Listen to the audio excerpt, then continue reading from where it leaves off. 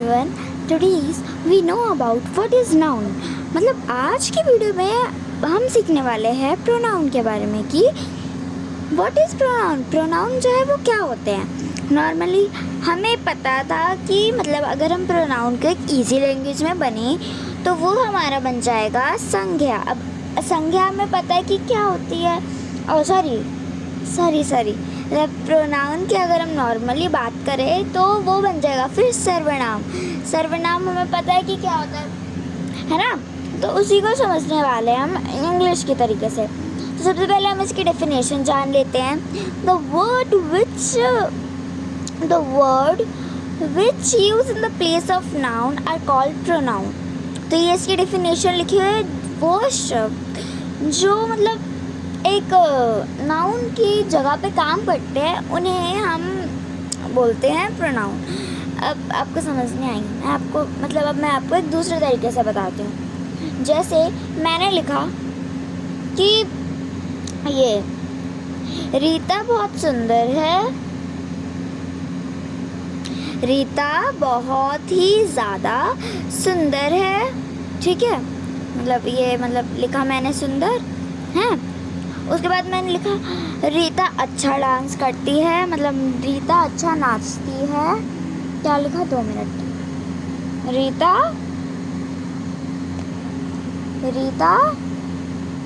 अच्छा नाचती है।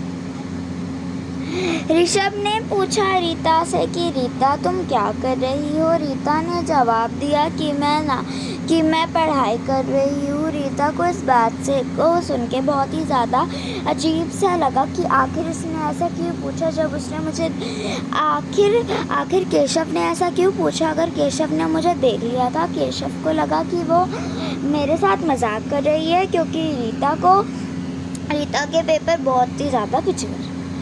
अब सोचो इस जो मैंने जो सेंटेंस बोला उसको देख के कुछ अजीब सी तो फीलिंग आई ही होगी कि ये कैसे वर्ड बन रहे कि हर बात पे रीता और केशव लगे जा रहे हैं ना। तो इस संज्ञा के शब्द जगह पर यूज़ होने वाले शब्दों को कहते हैं। अब जैसे मेरे पास है फॉर एग्जाम्पल, ये एग्जाम्पल से कि हम क्या क्या लगा सकते हैं। ही, शी, इट, दे और भी बहुत सारे शब्द हम ही, शी, इट, दे लगा सकते हैं। और इससे ज़्यादा भी वर्ड्स लगा सकते हैं। ठीक है, जैसे कि इससे ज़्यादा में अगर हम बोले तो हमारे पास है ये मी है ना, और भी है दे, इट, कैन, ऐसे ही वाले वर्ड्स जैसे उसने, उससे, ऐसे है ना। मी, उसने, उससे, ऐसे ही वाले शब्द। अब हमने पढ़ लिया, क्या पढ़ा हमने प्रोनाउन के बारे में, प्रोनाउन को समझा अच्छे से। अब हम इसके एग्जांपल्स करते ताकि अच्छे से समझ आ जाए कि प्रोनाउन वगैरह क्या होता है। ठीक है, तो है अब हमारा एग्जांपल्स ऑफ प्रोनाउन, प्रोनाउंस के एग्जांपल्स। इसमें हम पढ़ेंगे अभी उसके एग्जांपल्स। ठीक है, उसको समझेंगे।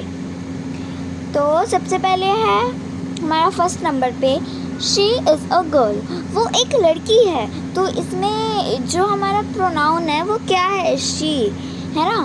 फिर उसके बाद है ही नो दैट,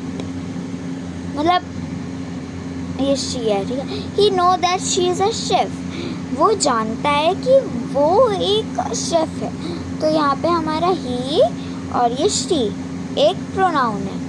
उसके बाद है हमारा ये please take it for me, ये मेरे लिए ले लो।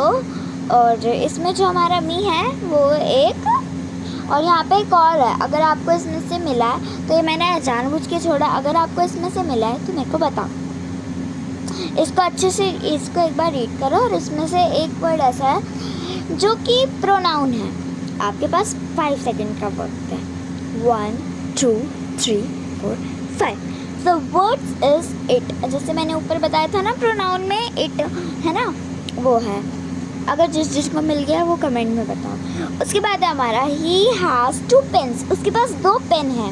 तो क्या बना इसका, he है ना, क्योंकि उसके पास है इसीलिए वो बना।